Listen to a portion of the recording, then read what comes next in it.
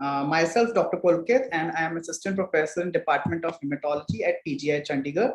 So today we have three very interesting talks. First is the approach to patients with anemia, jaundice, and hepatosplenomegaly. Second is approach to pancytopenia, and third will be taken by Dr. Neeraj Jain regarding approach to the hematological disorder. So these are very pertinent topics related to the hematology or even medicine per se, and as we often face such situations in our day-to-day clinical reporting. And so I'll try to knit together all the findings, how to approach such triad of anemia, jaundice, and hepatosplenomegaly. So as we all know that anemia, right from the MBBS days, that it's the reduction in oxygen carrying capacity of red blood cells, which is insufficient to meet the physiological body requirements. So the cutoffs are based on the hemoglobin thresholds, which should be at least 2 standard deviation from the normal mean for a particular age, sex, altitude of residence, the gravid status, whether it is pregnant or non-pregnant women, and so the smoking habits. So these are the different cutoffs given by World Health Organization. So for man, it is threshold of hemoglobin is 13. For non-pregnant women, it is 12, and for children between 0.5 to 5 years of age, it's 11, and so on. So while interpreting, we have to pay attention to these thresholds. Besides, each population has their own threshold for defining anemia based on the population and other factors. So classically, the anemia are of 3 types. First is hyperproliferative anemia, that is the anemias in which there is reduced RBC production. Classically, they have low reticulocyte count.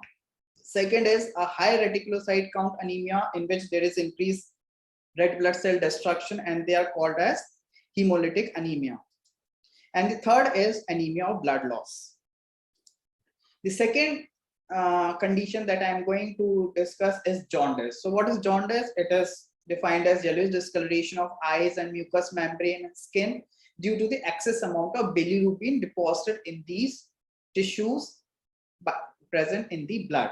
So the normal serum bilirubin ranges from 0.3 to 1 milligram per deciliter, and clinically the jaundice is evident when the bilirubin level crosses 3 milligram per deciliter.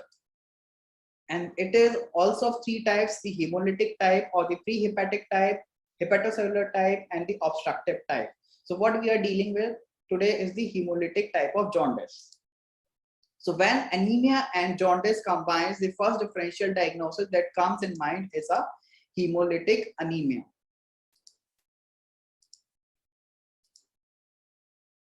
Yeah. So what happens in hemolysis?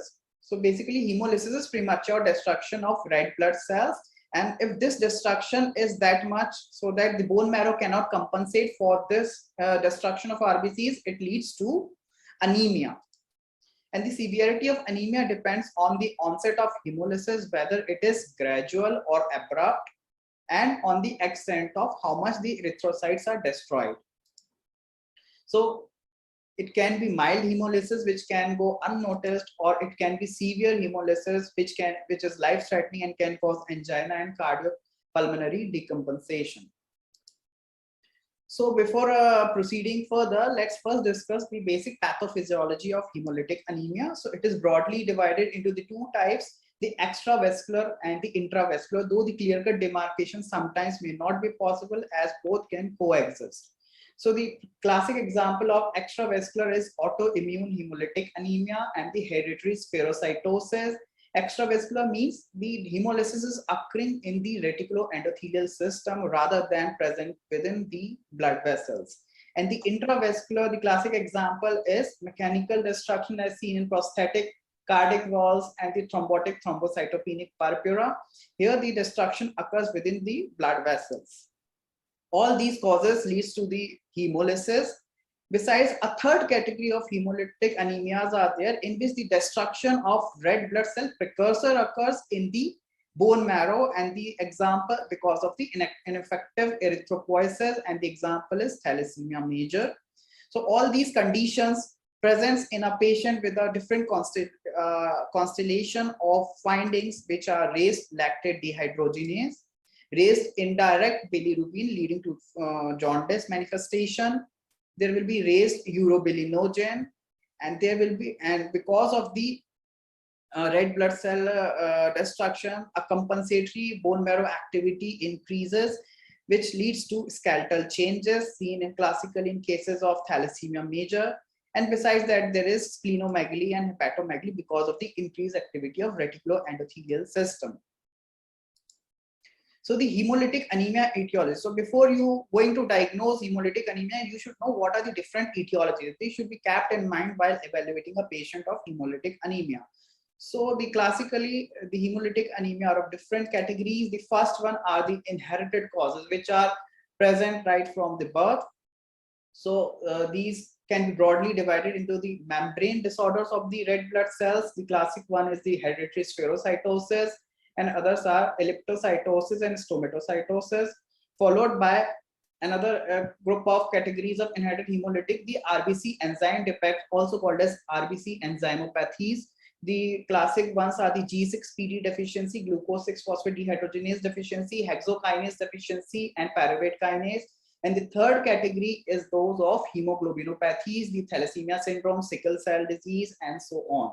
The next important category is of acquired genetic defect. It is a special category of hemolytic anemia, which I'll discuss in the last, which is the paroxysmal nocturnal hemoglobinuria.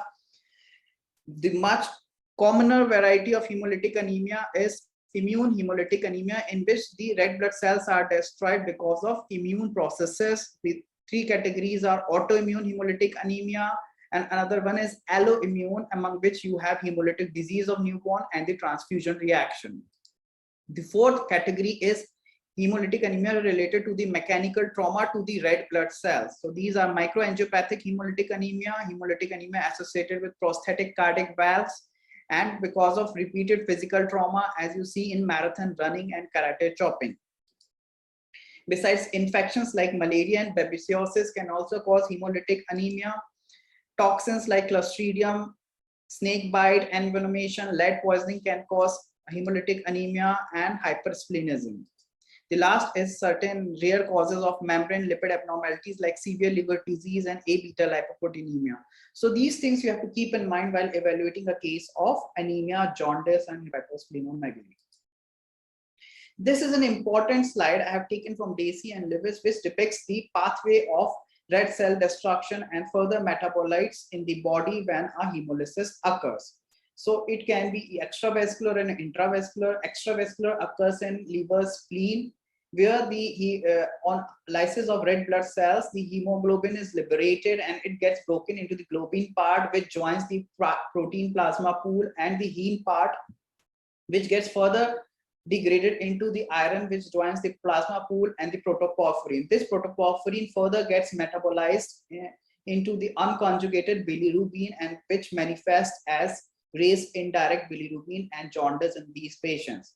This gets further metabolized in the liver and into the GI tract to further degrade into the degraded products like urobilinogen and stercobilinogen, which gets excreted in feces and urine. With regards to the intravascular hemolysis, you have hemoglobin which has leaked out in the plasma or the circulating blood. This hemoglobin is initially caught by a special protein called haptoglobin, which is secreted by the liver to form a hemoglobin haptoglobin complex. And this hemoglobin haptoglobin complex further gets processed in the liver parenchymal cells and follows a similar pathway as here. Some part of plasma hemoglobin gets oxidized to methemoglobin, and some part is caught by albumin to form methalbumin. And whatever the remaining hemoglobin is there in the plasma, it joins with hemopaxin to form hemoglobin hemopaxin complex. Still, if some part of plasma hemoglobin is there, it passes through the kidney, gets filtered through it, and some pass like as such, leading to hemoglobinuria. Some gets metabolized, some pass in the form of methemoglobin, and some of the excreted hemoglobin gets reabsorbed in the renal tubular cells and gets further catabolized and deposited in those renal tubular cells in the form of hemosiderin. So this pathophysiology is important to understand the results of further tests that we employ while diagnosing a case of hemolytic anemia and further dissecting out its etiology into extravascular versus intravascular.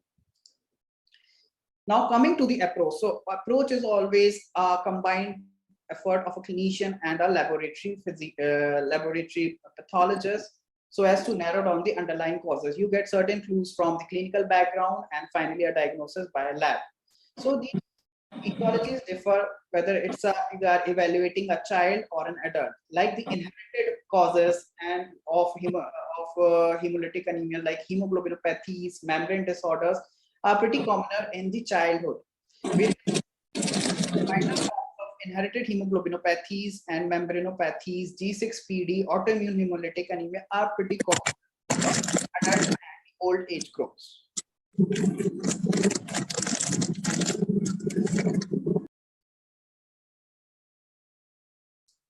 Yeah. So what a clinician see at his clinic. So the patient can present with non-specific symptoms like weakness, fatigue, palpitations, dyspnea on exertion, the classic symptoms of anemia. The important point what he noticed during the history is with regards to the gender, like G6PD deficiency is common in males. He assesses the history of any concomitant disorders, symptoms of other systemic disorders, which may lead to hemolytic anemia, especially infections like malaria, as I've discussed, any malignancy, lymphomas, or a collagen vascular disorders. The collagen vascular disorders are pretty common, implicated in autoimmune hemolytic anemias. A careful drug history should be evaluated, especially to know the etiology of immune hemolytic anemia and also if they are a causative factor in the oxidant-induced damage to the RBC membranes.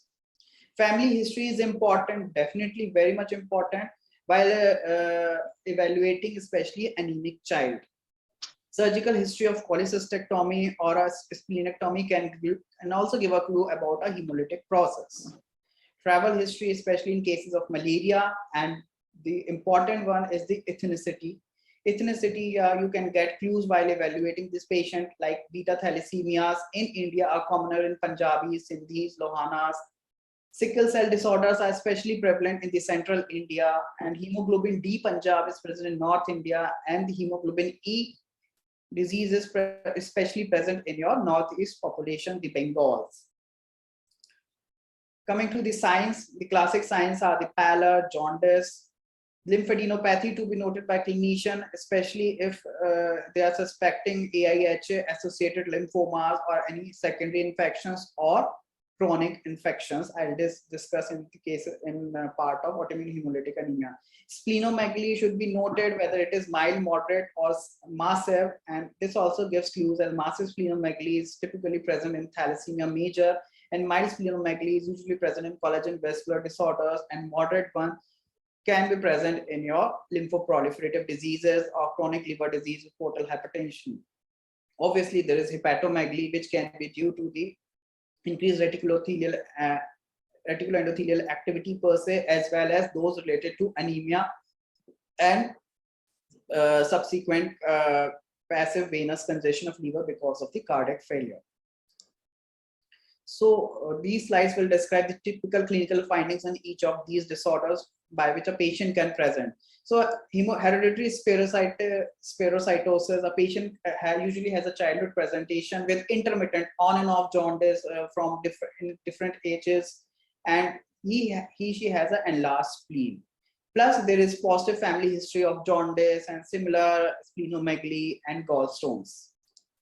In cases of sickle cell disease, usually young age of presentation, ethnicity can give a clue to sickle cell disease, splenomegaly in early age group followed by autosplenectomy in the later age group. The typical history of vaso-occlusive crisis, which are the painful episodes, ischemic episodes related to the clogging of small sized blood vessels because of sickle cells. There can be a history of recurrent infections and the skeletal changes. With regard to the G6PD deficiency, it typically presents in male It can present in neonates as jaundice, and is usually of sudden onset pallor precipitated by exposure to drugs or like primaquine. Microangiopathic hemolytic anemia also has an acute onset, and the history is that of a jaundice, abdominal pain, presence of palpable purpura in the skin, and acute renal failure. The neurological signs in the form of seizures can be present if you are suspecting thrombotic thrombocytopenic purpura. Paroxysmal nocturnal hemoglobinuria, classic history, as I'll describe, is not present in all ways and mostly discovered as incidental findings while evaluating a case of bone marrow failure. While reporting a bone marrow, they can present with unexplained thrombosis or unexplained anemia with reticulocytosis. So this thing comes in the end when you have excluded all the things, and they often present with recurrent abdominal pain. Autoimmune hemolytic anemia, they also have abrupt onset symptoms in the form of jaundice and large spleen. There can be history of associated autoimmune disorders like systemic lupus erythematosus. There can be history of recent blood transfusion, infection, or exposure to drugs and toxins. The thalassemia syndromes you must have read from the UG days. They're present with mild to severe anemia, and the typical chipmunk faces have been described associated with large spleen and liver. They often present with long fracture of long bones and vertebrae because of increased intramedullary activity. They often present with leg ulcers, gallbladder stones, repeated infections, and also the complications related to iron overload because of recurrent blood transfusions in the form of growth retardation, liver damage, diabetes, endocrine disorders, and cardiac failure. With regards to the infection, you can have a history of malaria endemic area or history of septic abortions. So once you have the knowledge of, hello, yeah. So once you have the knowledge of all the clinical features of all these etiologies of hemolytic anemia, you proceed further. So how to proceed further? Obviously, you will order the investigation. So till now, I have described the clinical findings and the form of symptoms and the signs of hemolytic anemia. And you have, by this time, you have certain clear picture for a particular patient that he can be a particular type of hemolytic anemia. Likewise, you plan your investigations. So the aim of all these investigations, firstly, to establish that there is ongoing hemolysis.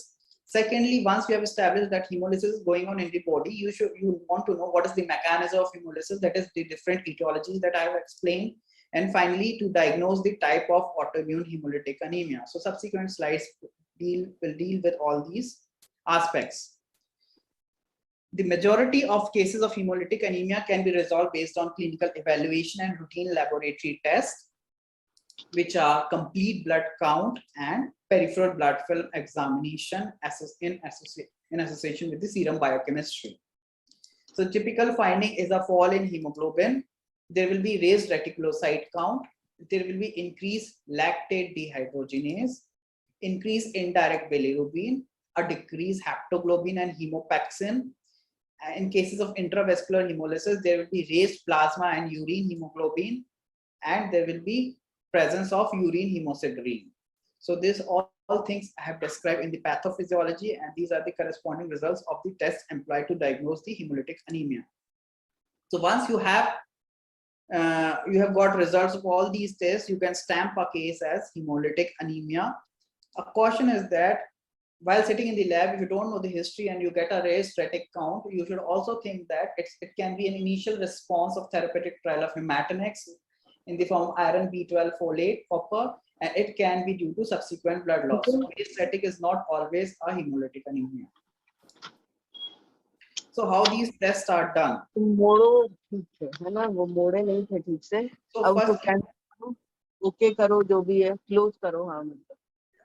So So firstly, the plasma hemoglobin can be performed easily in a lab by the peroxidase reaction, where you use a colorogenic agent, the diaminobenzidine dye, which reacts with hemoglobin in presence of hydrogen peroxide to give a blackish product. And it is measured directly by spectrophotometry. The only precaution that you need to do, you have to carefully withdraw the blood sample so as to avoid hemolysis and to give a factitious falsely high result. The other tests like serum haptoglobin and serum hemoglobin are pretty tedious and not used by many labs. They can be done if required by turbidometry, nephelometry, or electrophoresis. Another important test which can be done in a routine laboratory is for urine hemosiderin.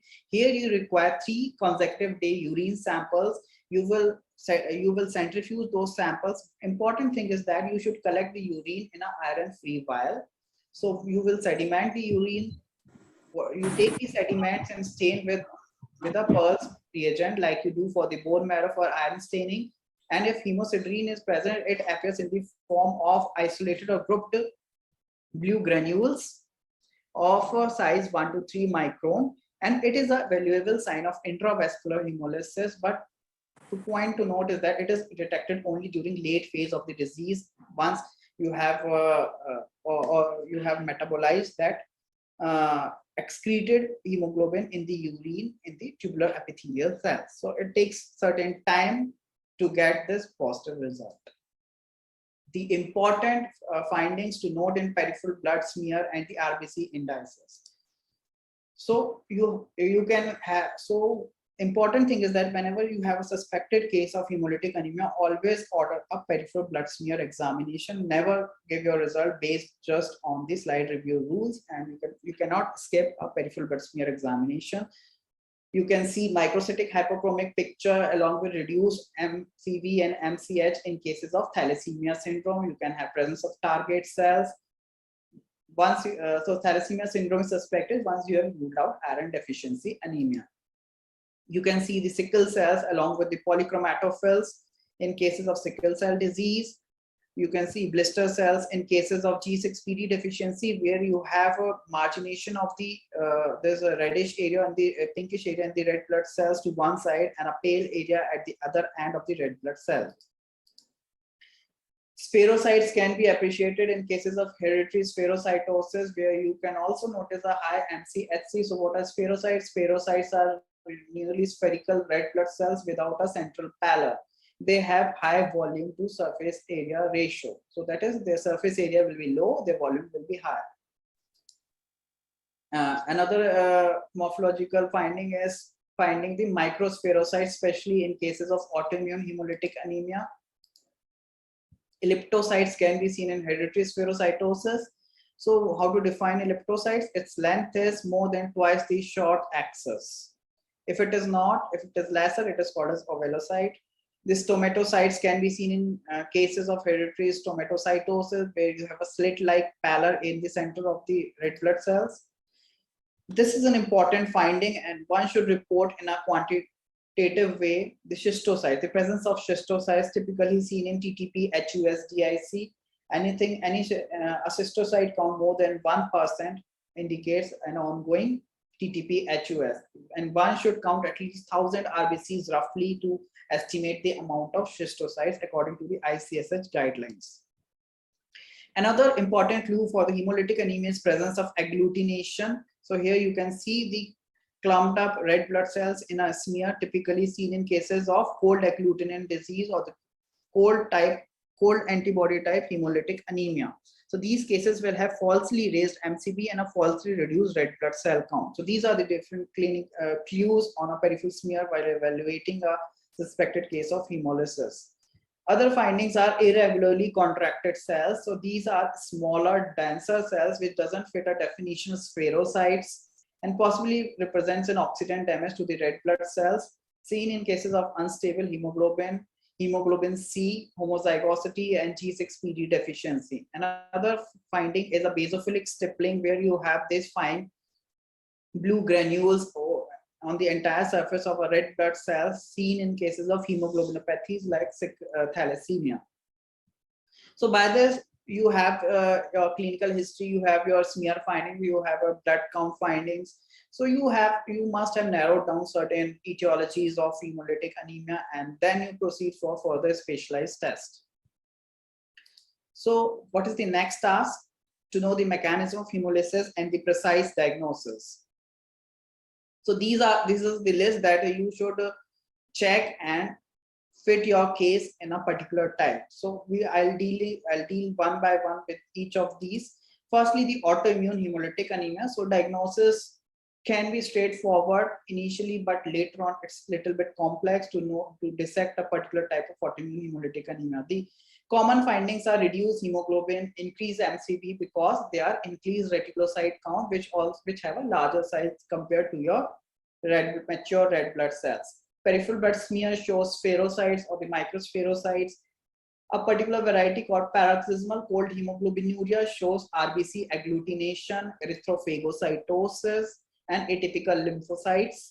There can be thrombocytopenia if there is Evans syndrome, which is Evans syndrome is defined as autoimmune hemolytic anemia plus thrombocytopenia. So autoimmune hemolytic anemia can be of 5 types. Firstly, warm antibody type AIHA, which is the most common type of AIHA, usually because it is called warm because the culprit antibody here acts at the body temperature, which is 37 degrees Celsius. It is IgG type and it can be idiopathic or secondary to lymphomas, autoimmune disorders like SLE, rheumatoid arthritis, hepatitis C, viral infection is another cause, and also in post BMT. Another type of anemia, AIHA, is cold type, in which the culprit autoantibody is IgM type and they act at 2 to 4 degrees Celsius, whereas at body temperature they are not. So whenever temperature falls, like in the winter season, the extremities temperature fall and you have clogging of the capillaries of the fingertips or the nail tips or the earlobes, which can cause gangrene of these parts or the blackish discoloration because of action of IgM leading to the hemolysis. This is most commonly associated with Waldenstrom macroglobulinemia, mycoplasma infection, infectious mononucleosis, and bone marrow transplant patients after allogenic hematopoietic stem cell transplantation. The clinical picture is called as cold heme agglutinin disease. Sometimes you can have a combination of both these, and a special category is PCH. So PCH is paroxysmal cold hemoglobinuria. So classically there is hemoglobinuria occurring at night in a pediatric patient who are suffering from viral infection or syphilis. The culprit antibody here is IgG type. It occurs at 2 to 4 degrees Celsius. So here it's of IgM type. To note the difference, it is IgG type and it is called as Donath-Landsteiner antibody after the scientists who had discovered this, and this antibody is directed against P antigen located on the RBC membrane.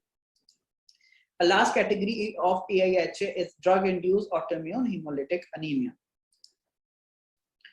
So while evaluating AIHA, the first screening test is DCT, the direct Coombs test, also called direct antiglobulin test, DAT, different names. So it uses a specialized reagent called the Coombs reagent, which is a combination of antibodies directed against human immunoglobulin G and complement component C3, principally C3D. So you take the patient sample, wash the patient, centrifuge separate the red blood cells, wash the red blood cells so as to remove the excess of molecules, and then you have the population of these red blood cells which are coated with the antibody directed against different antigens on the red blood cell. These are usually IgG type, and then you add polyspecific Coombs reagent. So if the patient is suffering from autoimmune hemolytic anemia, she must be having these antibodies coated on these red blood cells, and when you add this anti-IgG antibodies, that is against the human IgG, it will bridge and cause a significant agglutination, a visible agglutination, and you call it as DAT positive hemolytic anemia. Another methodology which can be used for detection of autoantibodies is by column agglutination technologies. So it's a recent technology in which you have it's a card having several microtubes, and it contains a solid phase matrix in which antiglobulin reagent is present. And then you add the patient RBCs to these different tubes, and it will pass through these tubes. So if the patient RBCs doesn't have any immunoglobulin coated on their surface, they will pass down and settle at the bottom after centrifugation. Whereas if they are autoantibodies, the anti-sera present in this matrix will catch those red blood cells, and you can see the agglutination present at different levels. If it's a high titer antibody, you will have this agglutination right at the top, and so on, based on the titer present in the patient's red blood cells. So how to interpret the DAT, direct anti-globulin test? So initially you do the DAT with a broad spectrum reagent, a mixture of anti-IgG and C3d. If it is positive, you repeat with the monospecific sera, that is a separate anti-IgG and separate anti-C3d. Before calling this as positive, you should exclude all the immune process like those related to transfusion reactions or after bone marrow transplant drug-induced hemolytic based on the history. Obviously, these history will be present. And once you have excluded, you will label it as DAT positive hemolytic anemia. However, if it is negative at the initial point, you cannot refrain from a diagnosis of AIH. You should repeat with the gel card and with monospecific reagents, and also look for Donat-Landsteiner antibody in children who have presented with hemoglobinuria, because it's a significant finding.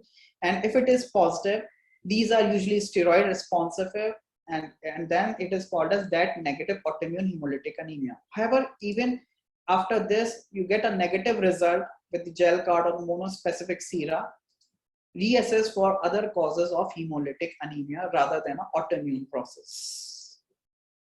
To proceed further, a DAT positive hemolytic anemia, if it is IgG only after a monospecific test, you can label it as warm autoimmune hemolytic anemia. However, if it is C3d positive with or without IgG, the further analysis is pretty complex. So you further proceed with a direct agglutination test at room temperature, that is at 37 degrees Celsius. And if it is positive, do the antibody titers in the patient's serum. So there are antibodies present, take the serum and do the antibody titers for the present in the serum. If the titers are more than 64 or equal to 64, and if it is that C3 plus IgG or only C3, then you assess the clinical features like those of cold autoimmune hemolytic anemia in the form of acrocyanosis, Raynaud's phenomena, and you label it as mixed AIHA or cold hemagglutinin disease. Whereas if a titer is less than 64, this indicates insignificant cold agglutinin titer. Then you look at the age, pediatric age group, there is hemoglobinuria and associated cold hemolysis. Or also if your direct agglutination test at this level is negative, assess for these findings. If you get these classical findings of PCH, do a Donat-Landsteiner antibody test. And if it is positive, it's a case of PCH, whereas if it is negative, you can label it as a case of warm autoimmune hemolytic anemia, and likewise. So once we have ruled out autoimmune hemolytic anemia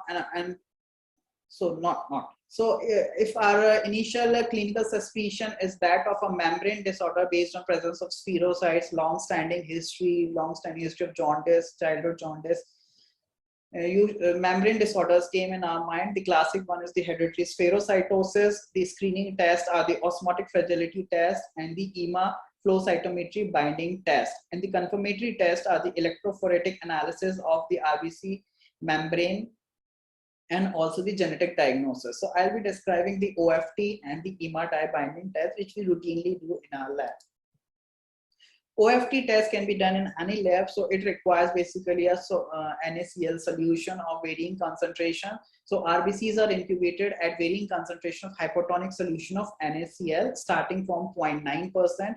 And normal cells, if it's a normal case, they begin to hemolyze at NaCl concentration of approximately 0.5%. If spherocytes are present, they will have decreased surface area to volume ratio and cannot expand as much as the normal discoid cells in a hypotonic solution. And finally, they will burst early in a lesser hypotonic solution. So lysis is usually complete by 0.4 to 0.5 usually, whereas so in case of so it can be done, there is a modification of incubated OFT where you incubate the blood at 37 degrees Celsius for 24 hours. So initial lysis will start at 0.5 concentration and completes by 0.3 concentration of NaCl. And results are interpreted in case as median corpuscular fragility, means at which the 50% lysis is complete. So this is the range you standardize in your lab, and based on your test results you interpret your findings. So this was one of the case. So you always run a control in your whenever you are doing the OFT initially. So you have the varying concentrations of sodium chloride, and then you add the red blood cells and you note the percentage hemolysis calorimetrically, and then you plot the concentrations or percentage hemolysis of the patient, and then you see whether the shift is towards the right or the left. A shift to the right of the normal range indicates hereditary spherocytosis, stomatocytosis, or autoimmune hemolytic anemia, whereas a shift to the right, something completely right here, this will indicate that they are less fragile, typically seen in cases of thalassemia. Another screening test for the hereditary spherocytosis, which has a high sensitivity of approximately 98-99%, is EMA dye binding test. So EMA stands for eosine 5-medeamide dye. So it's a special dye which binds to the 430th position of lysine on the band 3 position of band 3 protein present on the red blood cell membrane. So normal red blood cell membrane has band 3. So they are a certain number of band 3 proteins of the red blood cells. Whenever spherocytosis occurs, there is often a loss of membrane, and this leads to a corresponding reduction in the band 3 protein, and likewise you will have less binding of EMA dye, and which can be measured flow cytometrically based on mean channel fluorescence intensity. So this is an example where you get the red blood cells on the forward scatter area and height, and then you get a concrete population of red blood cells based on side scatter area and forward scatter area. These red blood cells have been stained with EMA dye, and so always run a control. So here the control mean channel fluorescence intensity is 4423, and we have, when we run in a patient suspected with hereditary spherocytosis, it was almost half of the control, indicating that there is severe loss of band 3 protein suggestive of hereditary spherocytosis. Another next category of inherited hemolytic anemia is enzymatic defects. The classic ones are the G6PD deficiency and the pyruvate kinase deficiency. So there are screening procedures which includes the Heinz body demonstration and methemoglobin reduction test. These are easy tests which can be done in lab, and besides, once these tests are positive, you can refer to a specialized lab which performs the enzyme assays.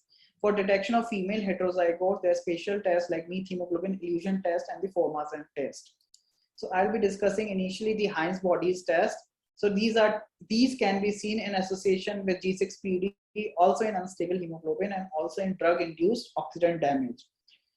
So here you add blood to the methyl violet dye, and it stains typically the Heinz bodies, which are of size 1 to 3 micron in size and located in close approximation to the cell membrane. Sometimes you can have a protrusion like things. So these Heinz bodies represents the end product of degradation of hemoglobin because of oxidant damage. Another important test is methemoglobin reduction test, called as MRT. So the principle is it uses two chemicals, the sodium nitrate and the methylene blue. So initially we add the sodium nitrate to a sample which converts oxyhemoglobin to methemoglobin. So methemoglobin is chocolate brown in color, and when you incubate this methemoglobin to methylene blue, this methylene blue causes stimulation of pentose phosphate pathway, also called the HMP shunt, that is NADP. H will convert to NADP if a G6PD enzyme is intact. So if there is G6PD deficiency will be there, this conversion will not occur and it will remain to chocolate brown color. Whereas if G6PD is normal, it will again convert methemoglobin to oxyhemoglobin and you will have cherry red color of the sample. So the normal blood will show a cherry red color, G6PD deficient will show cherry brown color, and you always run a control in your case. Coming to the next category, the structural defects. So these are composed of 100 causes of structural hemoglobinopathy. So I'll describe in short regarding the basic testing methodology for the hemoglobinopathies and the thalassemia syndrome.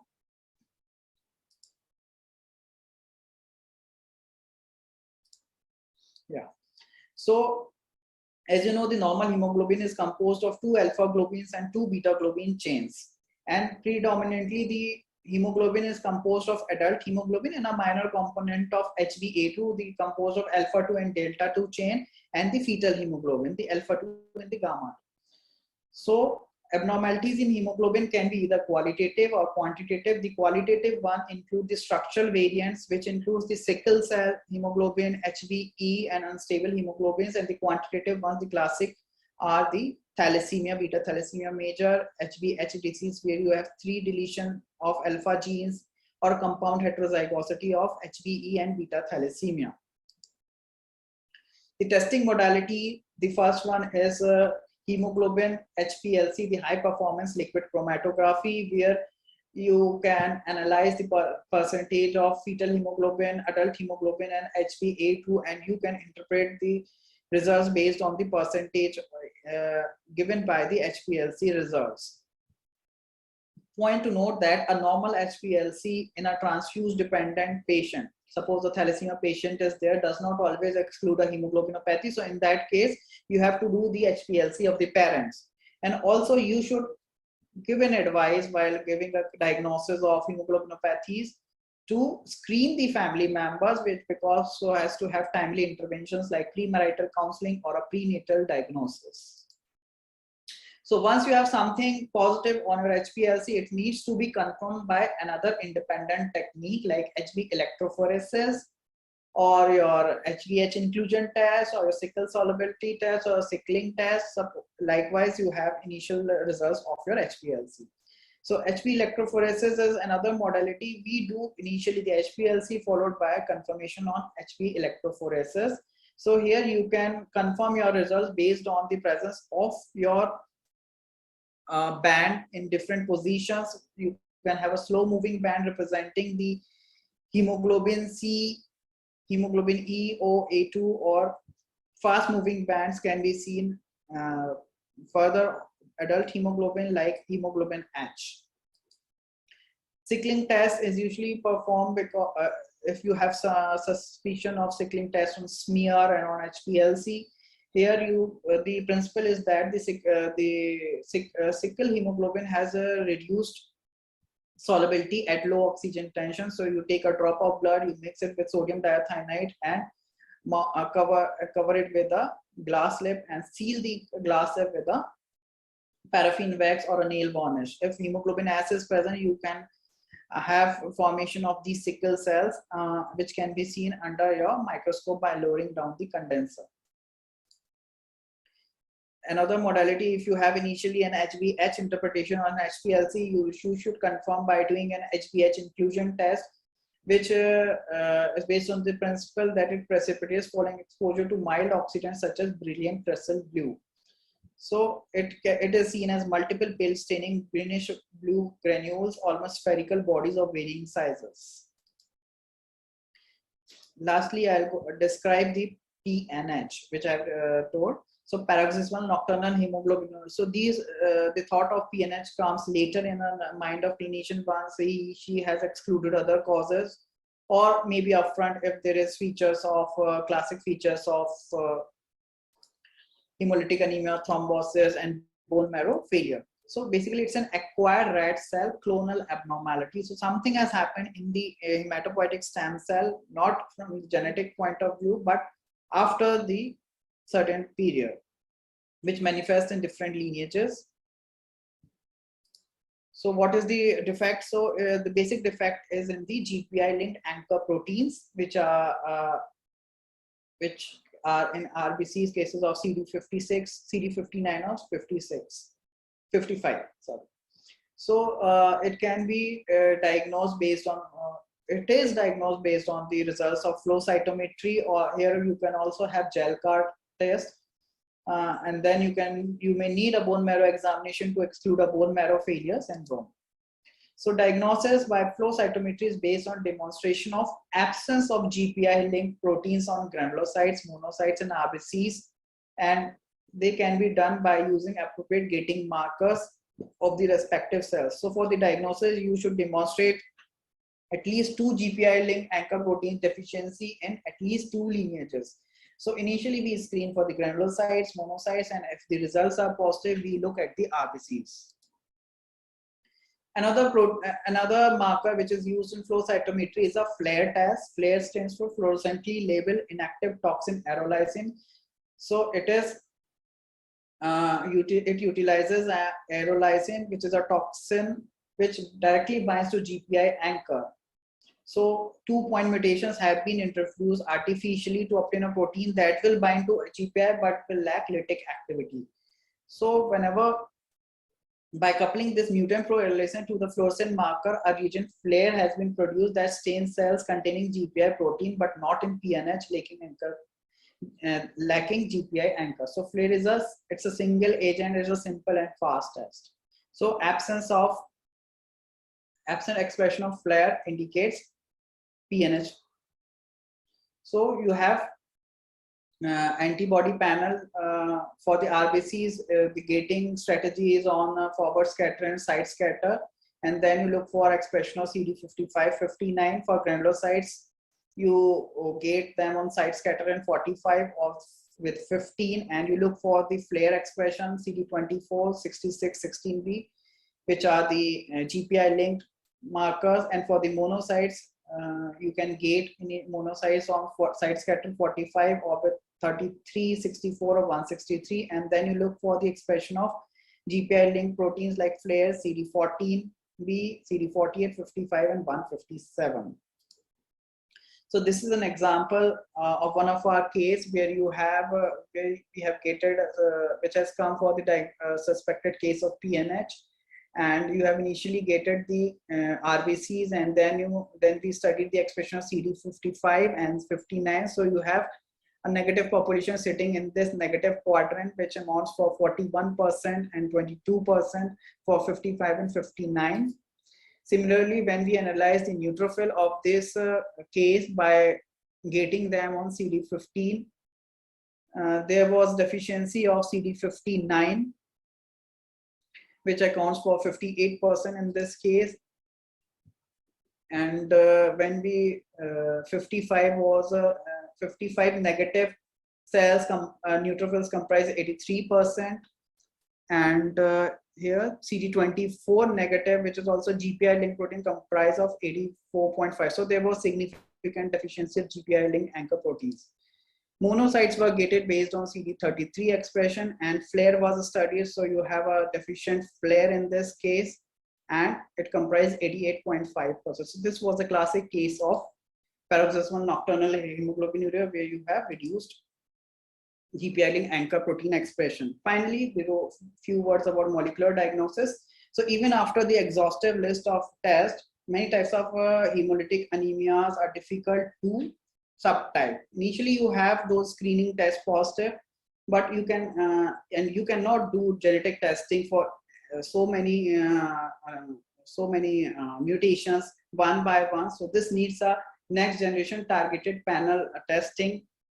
And Sanger sequencing, other PCR techniques can be used when you have a known genetic defect in a family and you just want this confirmation of other family members or a developing fetus. So this was one of our paper in our institute where we studied the utility of next generation sequencing based on targeted panel in cases of suspected hemolytic anemia where you have all these screening tests and other tests negative, and it revealed an excellent results. So finally, the last slide of the case. So to approach. So when you have a classic clinical presentation of anemia, jaundice, splenomegaly, and other features of history of blood transfusion or a positive family history, you do the initially preliminary laboratory based hemolytic workup, which includes the complete blood count with peripheral blood film examination, reticulocytosis, increase indirect bilirubin, and all other biochemistry markers. Then you look at the peripheral blood films and you get these different constellation findings on a smear. So suppose if you have microcytic hypochromic cells, teardrop cells, or a presence of sickle cell, you will proceed obviously with a hemoglobin HPLC and electrophoresis or a HPH inclusion test based on the results of HPLC, and you can diagnose thalassemia or hemoglobinopathy. If white cells are present, you will obviously look for the methemoglobin reduction test or other tests and the enzyme levels and the Heinz body preparation, and you can diagnose G6PD deficiency. If you have spherocytes, you will proceed with the direct Coombs test, osmotic fragility test, or EMA dye binding test, and likewise you can dissect out autoimmune hemolytic anemia versus other membrane disorders. Cystocytes, if cystocytes are present, you will look for the platelet count, you will look for the kidney function test, ADAMTS13 activity, and then you will label a case as microangiopathic hemolytic anemia or TTP-HUS. If you have normocytic normochromic cells and you have these findings and other specialized tests like HPLC, DCT, enzyme activities, PNH has been excluded, obviously you can advise a patient with next panel directed next generation sequencing. And for all suspected congenital inherited unexplained cases, genetic testing to be considered. So with this, I end my talk and I give acknowledgements to Professor Reena Das and Professor Prashant Sharma, from whom I have learned all this, and special thanks to Manu, Dr. Manu Jamba, who has done PhD from our department, for providing me inputs for this talk. Thank you. Yes. So good evening, everyone, and welcome to the second topic, the seminar topic for today. It's approach to pancytopenia. At the outset, I would like to thank Mila for providing me this opportunity to present in the in this short scene. So, so this topic will be covered under the following headings. We'll proceed to the introduction part, where I'll talk about the definition of pancytopenia, the epidemiology of pancytopenia, the differential diagnosis of pancytopenia, an algorithmic approach to a case of pancytopenia, some case studies on pancytopenia, and finally the summary. Okay, so I will not discuss about the individual disorders that cause pancytopenia, but rather I would take an approach to a case of pancytopenia. So pancytopenia is a relatively common entity. It's a relatively common phenomenon in daily medical practice, and is one of the most common reasons for consultation from hematologists around the world.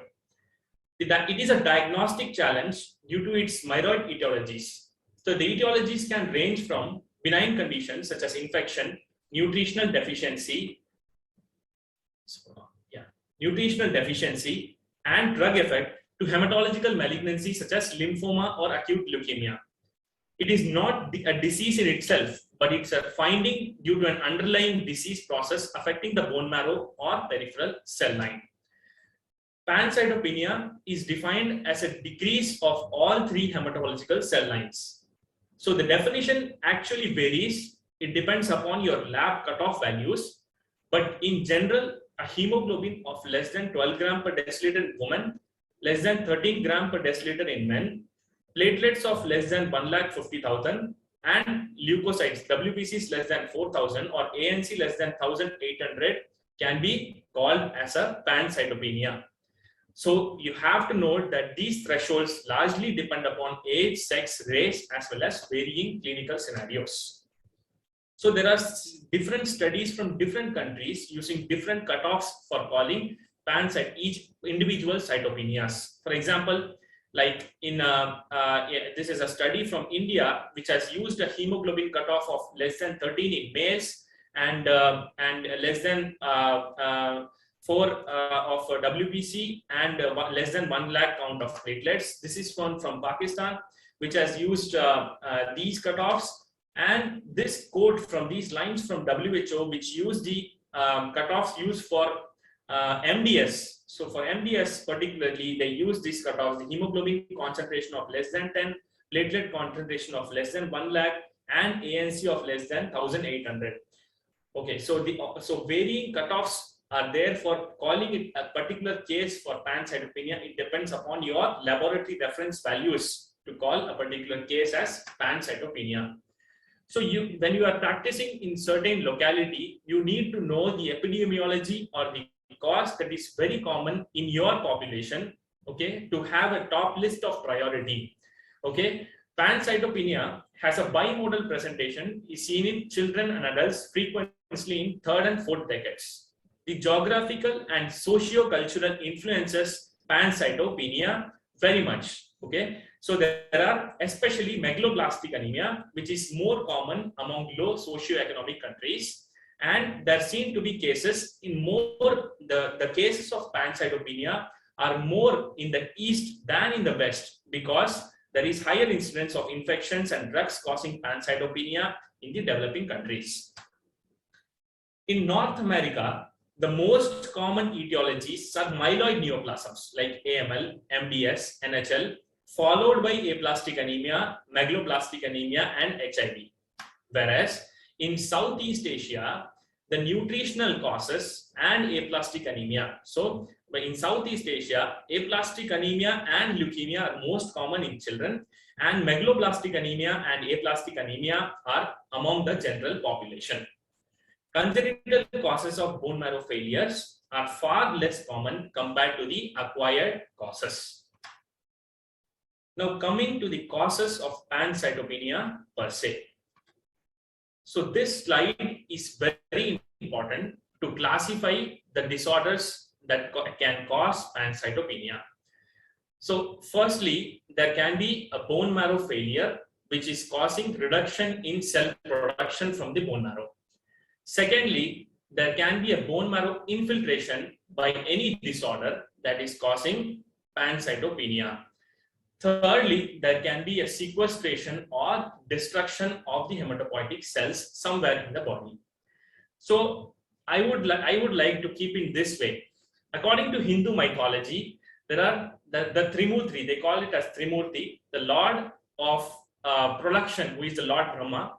The Lord of maintenance is Lord Vishnu, and Lord of destruction is Lord Vishnu. Okay, so Brahma is responsible for all production related issues. Okay, so here in this hematology context, I will put the bone marrow as the Lord Brahma, and as it is responsible for production of hematopoietic cells.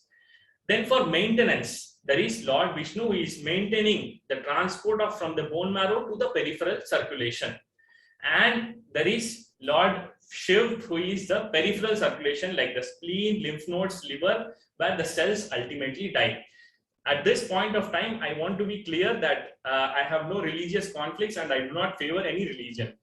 Okay, so analogous to the Hindu mythology, if the Lord Brahma is he is angry or he is not functioning properly, there can be a bone marrow failure. Okay, the bone marrow production from the bone marrow is getting lost. So that can be due to immune mediated phenomenon, where immune mediated destruction of the hematopoietic stem cells are happening.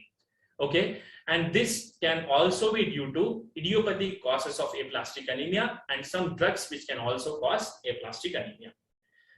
PNH is one more cause of bone marrow failure, which is an acquired clonal disorder of the hematopoietic stem cells. There can be autoimmune diseases such as SLE, rheumatoid arthritis, sarcoids, which can cause cytopenias by causing bone marrow failure. There can be medications again that can cause bone marrow failures. Certain malignancies which can cause bone marrow failure are hairy cell leukemia and T cell large granular leukemia. HLH can cause bone marrow failure by eating up of hematopoietic cells and by cytokine mediated bone marrow suppression. There can be nutritional causes of bone marrow failure, very important ones are vitamin B12 deficiency and folate deficiency. Alcohol has multiple effects on bone marrow, including effects on vitamin B12 and folate, causing nutritional deficiency on both. So it can also cause bone marrow failure. There can be infections which can cause bone marrow suppression and cause bone marrow failure, particularly HIV and hepatitis, including parvovirus B19 and the recent COVID-19. Okay, now Lord Brahma has worked, the bone marrow is working properly, but the maintenance is not happening properly. Something has come into the bone marrow, which is infiltrating the marrow, and it is not making the bone marrow to function properly. Okay, so some malignant cells have infiltrated the bone marrow. The maintenance is not happening properly, or some non-malignant infectious causes have infiltrated the bone marrow. For malignant related causes, you have leukemias, lymphomas. Okay, all these are malignant cells which are infiltrating the bone marrow, and they are causing replacement of the normal hematopoietic cells. That is causing pancytopenia. In MDS, the bone marrow is dysplastic. The cells are not produced in a proper manner. They are not coming out of the marrow properly. In multiple myeloma, again, it is an infiltrative disorder by numerous plasma cells, causing increased marrow infiltration by malignant plasma cells, replacement of the normal hematopoietic cells. Again, metastatic disorders from prostate, breast, lung, neuroblastoma, rhabdomyosarcoma infiltrate the marrow and they cause fibrosis, or per se they replace the bone marrow, causing cytopenias. There can be non-malignant causes as well, like TB, Mycobacterium avium infection, brucellosis, histoplasmosis, leishmaniasis, storage disorders, and myelofibrosis. Myelofibrosis, the primary one, will be coming here, and there can be some cases of autoimmune myelofibrosis which are non-malignant. Next, Lord Shiva, or peripheral tissue, is very angry and it is eating up all the cells, or pulling of cells is happening in the spleen. Okay, so spleen is causing sequestration in cases of cirrhosis, portal hypertension, and splenomegaly, non-cirrhotic portal hypertension, sarcoidosis, or there is destruction of cells in DIC. So you have to know all these causes while you are evaluating a case of pancytopenia, because as it is said wisely, that if the mind does not know, the eyes cannot see. If you do not know the causes, you will not be able to find on your slide. If you are not able to know the causes of pancytopenia, the cells might be lying in front of you. You might not be able to attribute it to any particular disorder. Approach to a case of pancytopenia. Classical approach, it starts with careful history and physical examination. Then you go to the personal history, including the sexual history, family history of any hematopoietic disorder or any malignancy, inherited malignant disorders. You can ask the patient. There can be a detailed nutritional history, a diet history, whether he takes a mixed diet or he is a strict vegetarian, because strict vegetarians are prone for megaloblastic anemia. Drug history needs to be elucidated, because there are several drugs which can cause bone marrow suppression and bone marrow failure. History of alcohol intake should always be asked, whether male or female. Occupational history is important in certain cases, and history suggestive of previous pancytopenia, aplastic anemia, inherited bone marrow failure should be asked, because aplastic anemia patient might, or inherited bone marrow failure syndrome patient might have been getting treatment and now presenting again with pancytopenia, might due to resistance of the disease or progression to MDS or AML. Repeated early fetal losses are very important in cases of SLE or APLA. History of cancer, history of therapy for cancer is important. Liver disease is important, because chronic liver disease with splenomegaly, which can cause hypersplenism. Metabolic disorders, a history is important, and any history of connective tissue disorder is also important. History taking is an art, and if you take the history properly, you are almost done with 50% with your diagnosis. Some clinical features that can point towards certain features of pancytopenia. Early graying of hair can be seen in telomerase deficiencies that can point. So recently we saw a patient who was saying, while elucidating the history, he was saying he started applying dye at the age of 25 to color his hairs. So if he don't apply dyes to his hairs, the hairs are totally gone gray at the age of 25. This might indicate a telomerase deficiency in this patient and propensity to develop into aplastic anemia. There can be cytotoxic. The history of cytotoxic chemotherapy and radiotherapy is important because if the patient has got this therapy recently, it can be a cause of transient pancytopenia. If there is remote history of chemotherapy and radiotherapy, even past like 10 or 15 years back, this can also cause pancytopenia now because there is a progression. So certain chemotherapy drugs like topoisomerase inhibitors or cisplatin, all these are associated with therapy-related myeloid dysplastic syndromes, which can present with pancytopenia even after 10 or 15 years of age. History of weight loss and anorexia is very important because it might suggest an underlying infection or malignancy. Recurrent oral ulcers and chronic diarrhea may point towards HIV infection. Recurrent oral ulcers, malar rash and joint pain may suggest SLE. Bone pains may indicate multiple myeloma. So after a thorough physical history taking, thorough physical examination is paramount importance in evaluation of pancytopenia.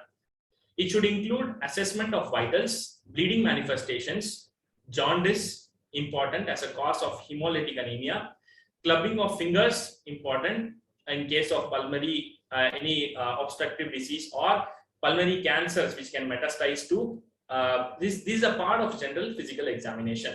Loss of height is suggestive of multiple myeloma due to fractures of the vertebrae, which can decrease the height. And you should be aware of the physical findings of inherited bone marrow failure syndromes, which are paramount importance in, especially in pediatric pancytopenias. So this is a slide which is showing the congenital syndromes associated with aplastic anemia. The most important is Fanconi's anemia, which can have physical characteristic features such as scapholate lesions, microcephaly, and developmental delay. Dyskeratosis congenita can present with reticulated skin pigmentation, nail dystrophy, and mucosal leukoplakia. Schwarzman-Diamond syndrome presents with pancreatic dysfunction and various skeletal deformities. GATA2 associated syndromes is associated with increased susceptibility to non-tuberculous mycobacteria and viral infections. So this picture is showing scapholate lesions in a child who has presented with pancytopenia, indicating Fanconi's anemia. The X-ray picture is showing a radial ray abnormality in a patient with pancytopenia along with absent thumb. Again, this image is showing absent thumb in a patient suspected to have a Fanconi anemia. This conglomerate group of photographs. So here we can see the oral leukoplakia, the reticulate pigmentation in the neck, okay, and the neck in the upper area, the hypopigmented patches over the legs, the dysplastic nails we can see here, and the agraphia in the hands, and the reticular pigmentation in the lower legs. It is a case of dyskeratosis congenita. So in physical examination, again, to continue, lymphadenopathy and splenomegaly are very important because it can point towards an underlying infection like infectious mononucleosis or lymphoproliferative disorders and even malignancy. You should know the differential diagnosis of pancytopenia with or without organomegaly. In case of pancytopenia without organomegaly, these are the few differential diagnoses which come into mind. First is aplastic anemia. Then you have nutritional deficiency, which includes vitamin B12 and folate, and myelodysplastic syndromes. Some cases of autoimmune disease can also present with pancytopenia and no organomegaly. So this list is very important. Pancytopenia with organomegaly or splenomegaly. Chronic liver disease with portal hypertension will present with splenomegaly and will cause pancytopenia through hypersplenism. Most of the disorders cause pancytopenia here by hypersplenism. Tropical infections such as malaria, Kala-Azar, TB, EBV has multiple mechanisms of causing pancytopenia. All these infections are potential causes for pancytopenia with splenomegaly. Autoimmune disorders including hemophagocytic lymphohistiocytosis can cause splenomegaly with pancytopenia. Autoimmune disorders, autoimmune myelofibrosis, SLE, Felty syndrome all can cause pancytopenia. In fact, splenomegaly is one of the triads in the Felty syndrome. Myeloproliferative neoplasms like CML especially will present with splenomegaly. Storage disorders will present with splenomegaly and pancytopenia, and there are characteristic malignancies such as hairy cell leukemia, T large granular lymphoma, leukemia, and hypersplenism. Okay, all these can present with pancytopenia. Malar lash in the physical examination can point towards SLE. Retinal hemorrhages and oral petechiae can point towards some mucocutaneous bleeding manifestations, which is the most common bleeding symptom. Gingival hyperplasia is common in infiltrative disorders such as AML. Stomatitis and cheilitis might point towards a vitamin deficiency or nutritional deficiency. Oropharyngeal candidiasis might indicate an HIV infection in that patient. Right abdominal tenderness might indicate hepatitis, and signs of chronic liver disease from head to toe should be noted down to identify the cause of pancytopenia. If you do a meticulous history and a physical examination, I am sure that 50% of your causes are excluded from here. So this is a PGI bone marrow request form. Okay, it starts with patient's details, the clinical data, the history which is given by the clinician, and salient therapies, transfusion history, okay, and physical findings including lymphadenopathy, the liver spleen size, other organ systems, his basic investigations done in biochemistry. And I'm grateful to the clinicians here at PGI that they are able to fill the forms in most of the cases. In cases that they are not able to fill or it is partially filled, the senior resident here does an excellent job by calling the clinician and discussing the case with them, or the patient, he reviews all the patient files to gather relevant information before the case is presented to the consultant for bone marrow reporting. So here at this point, I would like to also emphasize that pathologists, especially hematopathologists, should be acting as clinicians. Like you need to know all the clinical relevant information before proceeding to a bone marrow diagnosis. Now you are coming to laboratory workup for pancytopenia. First and foremost thing for diagnosis is CBC. So CBC, you are diagnosing pancytopenia using CBC, is required as a part of initial evaluation. Now this CBC doesn't need a hemoglobin, TLC and platelet. It also includes all the red cell indices, which are very important for identifying or leading towards a particular etiology. The peripheral blood film, which is very, very important for a detailed investigation as a preliminary investigation, the reticulocyte count, and one more important terminology or a concept or a parameter that I want to introduce is absolute reticulocyte count. Okay. Then as a part of basic investigation, you are not, so when a patient comes to you to the clinic with a pancytopenia, you don't just do the hemoglobin or hemogram and send off the patient. You do the basic investigations. You do basic biochemical investigations. You do the basic immunological investigations which are relevant to the case, okay, to pancytopenia, like LFTs, viral markers for hepatitis, coagulation profile, HIV serology, anti-nuclear antibodies, okay. All these are basic investigations that need to be done. Serum B12, folate levels, and serum ferritin levels can be done as a secondary measure if you are having any. Volume कम करना पड़ना नहीं हो तो mute करता हूं तो reticulocyte count and absolute reticulocyte count are very important in the lab workup of pancytopenia, and accurate reticulocyte count is a key to initial evaluation of pancytopenia. Absolute reticulocyte count is very important because it is a marker of red cell production and it helps in distinguishing hypo and hyperproliferative anemia. Okay, the normal range is 50 to 1 lakh. I'll talk about it. And most important point is the reticulocyte count and absolute reticulocyte count. They should be done on day 1 along with CBC to avoid any therapy related changes in reticulocyte count, particularly with nutritional anemia. How do you calculate the absolute reticulocyte count? It is an index which is derived from 2 parameters. It's a very simple index and it's very useful in cases of pancytopenia. Reticulocyte count percentage into RBC count divided by 100. The normal absolute reticulocyte count is 50 to 100 into 10 to the power of 9 per liter.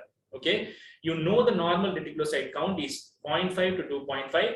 The absolute reticulocyte count is 50 to 100.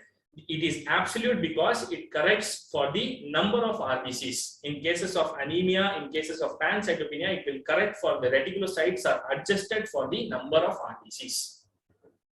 Absolute reticulocyte count is a pivotal, it plays a pivotal role in identifying the cause of pancytopenia, but it has been grossly overlooked. Okay, this paper, which was published in Clinical Diagnostic Research, is important. So here, as you can see, they have used different cutoff for pancytopenia, which they have set up in their own lab. Okay, so with the ARC, they have tried to pinpoint the cause for pancytopenia. If the ARC, the normal level, we know it's 51 to 99. If it is less than 50 and less than 25, the cause is likely to be aplastic anemia, and you do a bone marrow aspiration and proceed towards that. If the ARC is 25 to 50,000, you do a serum ferritin, vitamin B12 and folate assay. If any of these is low, treat it as nutritional anemia and don't do bone marrow examination in that case. If these are normal, you do bone marrow aspiration to rule out MDS. If the ARC is more than 100, hyperproliferative state, there can be history. So you need to have a history of sepsis, or you have to take QBC analysis. If sepsis or malaria is positive, you treat it accordingly. If it is negative, you do bone marrow aspiration to rule out infiltrative disorders. This is a simple algorithm based upon absolute reticulocyte count. Go back to your clinics, try to analyze cases according to this. I'm sure. So in this cohort, they have analyzed around 500 patients and they have been successful in applying this algorithm to most of the cases. Now, laboratory workup of pancytopenia for this peripheral blood film should always be done prior to transfusion of blood, and it provides a very important role in identifying the cause. In bone marrow examination is almost always indicated in cases of pancytopenia unless the cause is otherwise apparent, that is, patient having CLD with portal hypertension, deficiency of vitamin B12 or folate. If these things are present, you don't do bone marrow examination in these cases. So this is a typical tray of which is kept for by the resident for reporting by consultant in PGI. So we have 2 smears of the peripheral blood. We have 2 smears of bone marrow aspirate. We have the Tryphin biopsy imprint smear. This is from the left side, and this is from the right side, the Tryphin biopsy imprint smear. And this is the Pearl stain on the bone marrow aspirate to assess iron and the ring sideroblast in the bone marrow. And this is the Tryphin biopsy of the patient. So the peripheral smear, the point is peripheral smear should ideally be evaluated along with the bone marrow whenever possible. So there are some centers which only report bone marrow. There are some centers which only report biopsy. There are some centers which do not have a CBC at evaluation. It is highly advised that you report the case along with the current peripheral blood film so as to narrow down your differential diagnosis to somewhere. Differential diagnosis of pancytopenia with hypocellular bone marrow. Now, the coming 3 slides are very important in deciding your case. Okay, when you know some of the features beforehand, you know what are you going to see in your slide you can expect what you see in your slide. Okay, when there is pancytopenia with hypocellular bone marrow, it can be due to acquired aplastic anemia or constitutional aplastic anemia. So the inherited causes are Fanconi anemia and dyskeratosis congenita. Some cases of myelodysplasia like hypoplastic MDS, they can present with pancytopenia with a hypocellular bone marrow. There are rare cases of aleukemic leukemia such as the hypoplastic AMLs, which can present with hypocellular. There can be some acute lymphoid leukemias that can present with hypocellular bone marrow, and some lymphomas of the bone marrow, especially the intravascular type, which can present with pancytopenia. They will look hypocellular, but on a closer look, you will find the exact etiology. Now, for here, you can see this bone marrow is hypocellular to look at the low power. Okay, on the high power, you can see there can be a few erythroid precursors, a few lymphocytes, scattered plasma cells can be there, which is the normal scenario in case of aplastic anemia. In some cases, you should be careful in evaluating a hypoplastic bone marrow because there can be some foci of clustered blasts or immature cells. Okay, that can lead to a diagnosis of hypoplastic MDS or AML. All hypocellular bone marrows are not aplastic anemia. Then, second differential diagnosis is very important, pancytopenia with a cellular bone marrow. Now the bone marrow is cellular. Bone marrow is cellular due to anything, due to something else coming in, or the bone marrow is expanding or something like that. But the cells are not coming to the periphery. Okay, but the cells, they are not coming to the periphery, causing pancytopenia. So that can be due to primary bone marrow diseases. First one is myelodysplasia, because the myelocytes, because the cells are dysplastic, they are not able to come, they are destroyed within the bone marrow, they are not coming outside. There can be PNH, paroxysmal nocturnal hemoglobinuria, which can cause pancytopenia due to acquired defects in the hematopoietic stem cells. There can be myelofibrosis, bone marrow cells are not able to come out from the bone marrow due to extensive fibrosis in the marrow. Some cases of aleukemic leukemia where the marrow is full of blasts, but the periphery, no blasts are there. So these are called as aleukemic leukemia. Leukemia, what does leukemia mean? Leukemia is usually used for peripheral blood presence of blasts. When there are no blasts in the periphery, or there are very causing pancytopenia, but the marrow is full of blasts, you call it as aleukemic leukemia. There can be myelophthisis. Myelophthisis is nothing but any infiltrative disorder causing anemia. Okay, any infiltration that can be due to metastasis or plasma cell infiltration or malignancy infiltration. There can be plasma cell neoplasms, which is causing infiltrating the bone marrow, lymphomas or hairy cell leukemias. Secondary to systemic diseases. Some systemic diseases are causing marrow proliferation or increase in marrow cellularity, but the cells are not able to come outside due to varying effects, like autoimmune diseases like SLE, hypersplenism causing pooling of all the cells in the spleen, but marrow is responding by proliferation. Vitamin B12 and folate deficiency, due to vitamin B12 and folate deficiency, marrow is responding very much, but the cells are vitamin B12 and folate deficient, so they are not, there is ineffective erythropoiesis or ineffective hematopoiesis, so the cells are not able to come to the periphery. Overwhelming infection causing pancytopenia, autoimmune, the immune mediated destruction of hematopoietic cells. Alcohol mediated mechanisms, it can cause pancytopenia due to direct suppression of the hematopoietic cells or peripheral destruction of the cells. All the infections such as brucellosis, sarcoidosis, tuberculosis, leishmaniasis, in particular the endemic regions of Bihar and UP, okay, fever, pancytopenia, splenomegaly. You have to think of leishmaniasis when it is coming from the endemic regions. Then rarely hypocellular bone marrow can be present with cytopenia, without cytopenia, which are Q, fever, Legionnaire's disease, anorexia, eating disorders, anorexia nervosa, excessive bulimia or excessive vomiting after eating, that is causing hypocellular bone marrow, causing gelatinous transformation of the bone marrow, or starvation causing gelatinous transformation of the bone marrow is wiped out, and which is causing cytopenias. Again, mycobacterial infection. Then, so based upon these features, you have done bone marrow, you have come to some point of conclusion, and now after identifying some disorder, you proceed to specific workup of the specific disorder.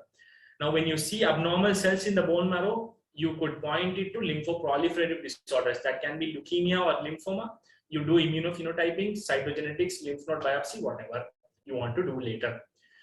If you identify numerous plasma cells in the bone marrow, you do serum electrophoresis. And if you suspect PNH, you do flow cytometry, as Dr. Pulkit has said. If you have leishmaniasis, you do a bone marrow culture in triple N medium. If you are suspecting metastasis, you do serum PSA, or you work up for a metastatic of unknown primary. You can do an autoimmune workup. For Fanconi anemia, you use DEB test, deoxybutane test for chromosomal breakage in peripheral blood lymphocytes, or psychiatry referral for eating disorders. So we have talked about the introduction to pancytopenia. We have moved for the epidemiology, how history and physical examination can give us clue about a pancytopenia diagnosis, and what are the differential diagnosis of pancytopenia with splenomegaly and without splenomegaly, and pancytopenia with cellular bone marrow and hypocellular bone marrow. Keeping all this in mind, you have to approach a case of pancytopenia. There are no definite guidelines for pancytopenia. So referring to multiple articles, I have formulated this chart, which might be helpful in deciding a particular workup for a case of pancytopenia. So pancytopenia, you have confirmed by CBC using your laboratory values. You obtain a detailed clinical and physical history and physical examination, including family history and drug history. You repeat the CBC. This is very important because clinician would have done or the patient would have referred from outside to your clinic coming with pancytopenia, and many of the pancytopenias are self-recovering. We have seen quite a number of patients, like the counts recover due to an acute insult to the bone marrow, and the bone marrow starts recovering. So you repeat the CBC, confirm pancytopenia, do a peripheral smear examination. Do a peripheral examination, which is very, very important, okay, to identify the cause for pancytopenia. Do a reticulocyte count and absolute reticulocyte count with basic hematological tests, biochemical and radiological investigations. Now, what do I mean by basic hematological tests? You can do red cell indices, which is included in CBC these days, and ESR to identify for an infection screen, coagulation screen, iron studies, particularly serum ferritin, the renal function tests, C-reactive protein, liver function tests, and lactate dehydrogenase. Additionally, if you have a good setup and you can do a Coombs test, haptoglobin, vitamin B12 and folate for nutritional deficiencies, SPEP, serum protein electrophoresis for myeloma. So all these additional tests are based upon your clues and your physical and history. In the peripheral smear, if you are finding rouleau formation, few plasmacytic cells, you will do a SPEP. You will not go and do a DCT now. Okay, so all these things are related to each other. Just follow the algorithm. You will be able to identify at a definite diagnosis if you follow each and every step very meticulously.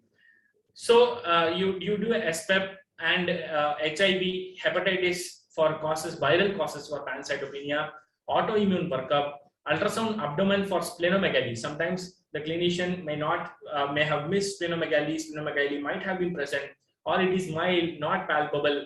Okay, so you can do a USG abdomen, malabsorption workup, or if you have suspected an immunodeficiency disorder or anything upfront which necessary. So in the era of molecular genetics, you can do an upfront NGS technology to come at a diagnosis. So causes in which you have seen this, you have done the basic investigations, and causes which are apparent. Okay, you are sure, like, okay, this is the cause. Now I am going to have there can be nothing more than this. Like splenomegaly with reticulocytosis might point towards autoimmune hemolytic anemia or hemolytic anemia. You work up towards hemolytic anemia. If there is nutritional deficiency, like you see the peripheral blood film, there are hypersegmented polys, the MCV is increased, RDW is increased. the vitamin B12 folate levels are low, you work up towards nutritional deficiency, megaloblastic anemia. Okay, if there is clinical evidence of sepsis or malaria, you identify the cause. The viral markers, if they are positive, you have a diagnosis there. If there is evidence of chronic hemolysis and hemoglobinuria, it is suggestive of PNH, and you treat the underlying cause. You can investigate for a particular disorder and you can move on. Okay. Now, even after doing so much, you are not able to do. If the cause is still unexplained, you see peripheral, or you have some blasts in the periphery. There are plasmacytic cells. Leukoerythroblastosis is present. Hyposegmented or dysplastic neutrophils are present. If there are vacuoles in lymphocytes, which indicates a storage disorder. If there are inclusions in certain immunodeficiency disorder on peripheral smear, your antennas are up, you have to be awake and do a bone marrow biopsy. You also have to do a bone marrow biopsy when all these causes are also not ruled out. Okay, so whenever you are in doubt, your cause is not ruled out, with this basic techniques, you proceed for a bone marrow aspiration and biopsy, because it is the site of production of hematopoietic cells. So you hit the site of production, you know what is going on in there. Okay, so bone marrow aspiration and biopsy you have done. You assess the cellularity, you assess the morphology, you see megaloblastic changes if they are there, you see this hemopoiesis is there. If there are some abnormal cell infiltrates like leukemic infiltrates or lymphoma infiltrates in the bone marrow, all these can point towards a particular diagnosis, and you do an ancillary test to confirm. You do immunophenotypic if you have a leukemia, lymphoma, PNH. You do cytogenetics for MDS for leukemia, lymphoma, or acquired aplastic anemia, or you go for a molecular genetic studies like PCR sequencing, or the targeted NGS panel for inherited bone marrow failure syndrome or immunodeficiency disorder. So this table, this flowchart is a comprehensive and detailed workup for identifying a case of pancytopenia. I hope you are able to follow, or everybody is enjoying the class, and we can proceed to case studies in which were done. These are real-time cases which we encountered in PGI Chandigarh. And so coming to the first case. Okay, so if you spot on the diagnosis, you are welcome to type in the chat box and let me know the diagnosis.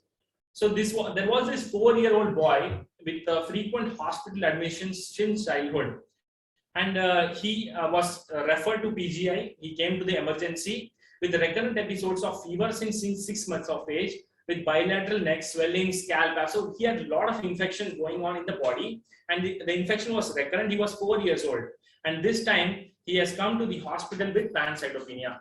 Now the investigation, it revealed pancytopenia, and bone marrow was performed to investigate pancytopenia. The child was admitted with fever in the emergency, and they investigated for pancytopenia. So we did the bone marrow, and we saw this. Okay, we saw this. So in the bone marrow, all the myeloid cells, they were showing, even the lymphocytes, monocytes, they were showing these big inclusions within the neutrophils, within the promyelocytes, within the myelocytes, in the neutrophils, monocytes, lymphocytes. There were big eosinophilic inclusions within the hematopoietic cells, which were strongly positive for MPO. These inclusions were positive. Also, there was evidence of hemophagocytosis going on. Anybody can spot on the diagnosis, you can put in the chat box. Anybody can spot on the diagnosis, you can put it in the chat box.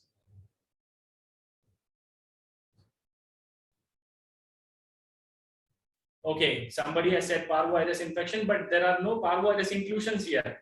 So there are these inclusions, eosinophilic inclusions in all these cells. This is very characteristic of, I'm so sorry, the slides are not going. Yes. So this is very characteristic of a Chediak-Higashi syndrome. Okay. When we said a diagnosis of Chediak-Higashi syndrome on bone marrow, the clinicians went and examined the child, and it was a classical case of Chediak-Higashi syndrome. There were hypopigmented patches on the body, and there was silvery gray hair. You can see there was periodontitis. The inclusions were now seen on peripheral smear, which was missed. which were beautifully MPO positive. The hair shaft examination, it showed abnormal melanocyte clumping. So and they did an NGS for LIST gene, and the mutation was found in this patient. So this case was labeled as accelerated phase of Chediak-Higashi syndrome. Now, why accelerated? Because there was hemophagocytosis eating up the cells, so which is causing pancytopenia in Chediak-Higashi syndrome. Okay, we got this published because, so what do we learn from this case is important. There is a systematic approach. Here the clinicians have missed, maybe they have missed the physical and history of recurrent infections, physical examination. The child was admitted in emergency. There was no time to examine the child. When we said the findings, they went back and saw, and there was an excellent correlation. So had these child diagnosed earlier, like before 4 years or some 1 year, 2 year age, definitely he would have been put on antibiotics, and he could have had a better life now. Now the case 2 is a 65-year-old male with pancytopenia and massive splenomegaly. Now when I am talking about pancytopenia and massive splenomegaly, your differential diagnosis should run in your mind, and what you are going to see on a slide, you should expect that in your mind. So this case was presented as a clinical pathological CPC meeting, and in this case, what we saw in the peripheral smear, if there was significant pancytopenia, platelet 6,000, TLC 400 TLC, and the hemoglobin was 5.2. Okay, and lymphocytes were 83%. Now there was no characteristic morphology of the lymphocytes per se. Okay, now with some things in mind, we went for bone marrow biopsy. Now the bone marrow aspirate was aparticulate, and this was the Trifine biopsy imprint smear, which I showed you, are very helpful. They showed 90% atypical lymphoid cells. Now we were somewhat sure that we are dealing with a lymphoproliferative disorder. We were not sure of which category it is. Okay. Then the biopsy came. This was classical diagnosis. Biopsy case, sheets of lymphocytes, massively hypercellular bone marrow, and you can see the clearing around the lymphocytes. Okay. On a closer look, you see these lymphocytes with clearing. Fried egg appearance of the lymphocytes is seen. So we did a Trifine wash flow cytometry. All the cells were CD19 positive, okay, and they were lambda restricted, which indicated a clonal B cell neoplasm. They were positive for 25 and 103, 22 positive, 11C positive, and finally we went for BRAF mutation testing. BRAF mutation testing in this patient gave 3 bands, which was positive for BRAF mutation testing. Excellent, Shamshad. It is. Thank you for participating. It is a classical case of hairy cell leukemia.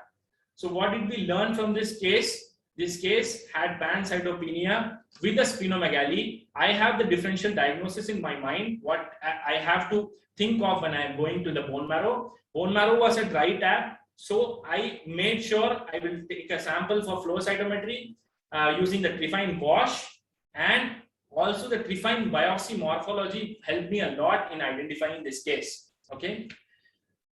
So this is a classical case of hairy cell leukemia, which you might not encounter the classical hairy-like projections.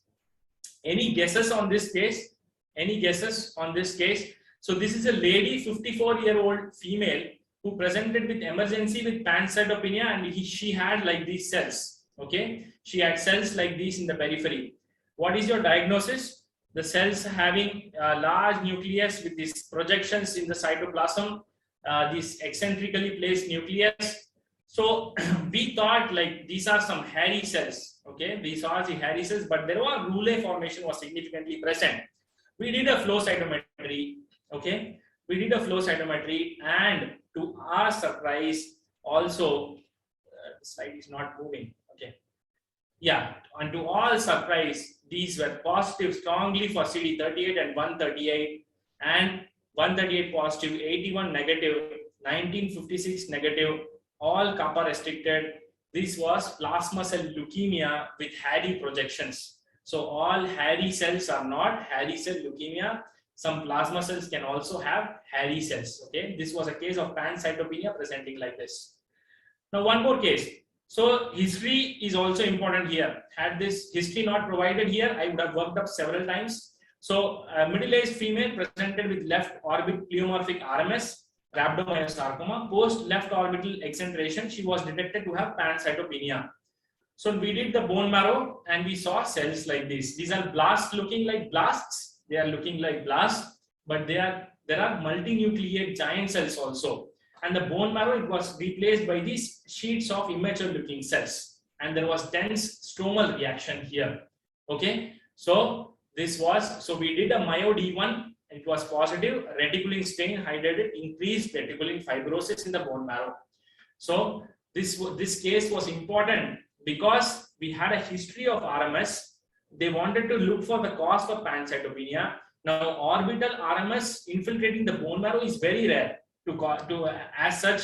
And so this case was important because if we don't know that this was an RMS, these are very easily taken as blasts. They can be classified as blast if these cells are missed off. Okay. Right. So case 4, this is important and recently discussed also. This was a 30-year-old woman which was presented with emergency and with abdominal pain, fatigue, and normal vitals. Physical examination showed pallor, petechiae in the lower limbs, pancytopenia was present, LDH was raised, haptoglobin very low, and urine analysis showed 2+ Rb. So hemoglobinuria is present, DCT is negative, and the reticulocytosis is present. We did a PNH study on peripheral blood in this patient with pancytopenia, and what we saw that the PNH percentage was 56% in the granulocytes and 58% in monocytes. So this case was labeled as paroxysmal nocturnal hemoglobinuria. Last case, this was very recent case, and in February 2022, this had come. An important case that I want to discuss here, because the clinician has beautifully filled up the form very well, and I would exactly tell you what sequence happened. This form came, and the clinician has given us all histories: generalized weakness, loss of appetite, no fever, no shortness of breath, no transfusion. Patient is average build with 60 kg body weight, severe pallor, no lymphadenopathy, hepatomegaly is present. Basic investigation written up which shows severe pancytopenia with a TLC of 200. Okay, and he has written his phone number also, but he did not write what he was thinking. So the senior resident called the doctor. She discussed the case as the patient was in emergency. No further investigations were available. Just bone marrow was done on the basis of pancytopenia under evaluation. So this was the clinical impression. We did the bone marrow, peripheral smear, rare atypical cells with a count of 200. It was very rare to see, and bone marrow was hypercellular with many abnormal promyelocytes. So you can see this was markedly hypercellular bone marrow with a lot of abnormal promyelocytes, and these Faggot cells were also seen. MPO was strongly positive. So morphologically, it was consistent with acute promyelocytic leukemia, and it was PML RARA positive by reverse transcriptase PCR. So acute leukemias, especially APML, can present with pancytopenia, especially the hypergranular variant of APML can present with pancytopenia. You should be aware of the entities that can cause pancytopenia for adequate workup. Sorry, slide needs to move. So the take-home messages from this seminar: pancytopenia is a lab finding which may indicate a constellation of underlying etiologies. It is a triad. It is not itself a disease, but it might indicate something going on in your body. Some causes of pancytopenia are self-limiting, while others may require exhaustive investigation and aggressive treatment. Like nutritional deficiencies or acute infections might respond to some hematinics, or they might be self-limiting also. But lymphomas, unsolved leukemias, they require exhaustive treatment. Then megaloblastic anemia along with mixed nutritional anemia is the leading cause of pancytopenia in India, followed by hypersplenism and aplastic anemia. You should know what is the most common cause in your locality to keep on the priority list. Absolute reticulocyte count is a new parameter. Maybe I have introduced to many of you, but it is an important indicator for determining cause of pancytopenia, and it should be done along with peripheral smear in the very beginning. Bone marrow aspiration is an important and safe invasive procedure for evaluation of cause of pancytopenia and must be done whenever the cause of pancytopenia is not amenable by routine investigations. A systematic approach to pancytopenia will guide the treating physician towards appropriate therapy. Finally, I would like to thank the Department of Hematology, PGI Chandigarh, the patients attending the PGI, who had been a learning resource, the faculty colleagues here, the senior and junior residents, the junior residents and senior residents, they perform the bone marrow here in PGI Chandigarh. They personally look the histories, the forms are full properly or not. They evaluate patient for lymphadenopathy, splenomegaly for the findings which are missed by the clinician. They try to complete the form before they are presented before the faculty. I acknowledge my senior residents and junior residents for doing this job wonderfully so that we are getting adequate information in cases. And Dr. Neeraj Jain for giving me this opportunity in MELAB for presenting. Dr. Riju Rani from Tezpur for giving me some slides. And the participants who have been here on Saturday evening, not sitting in a show or something like that. Thank you so much for attending the seminar. Thank you very much.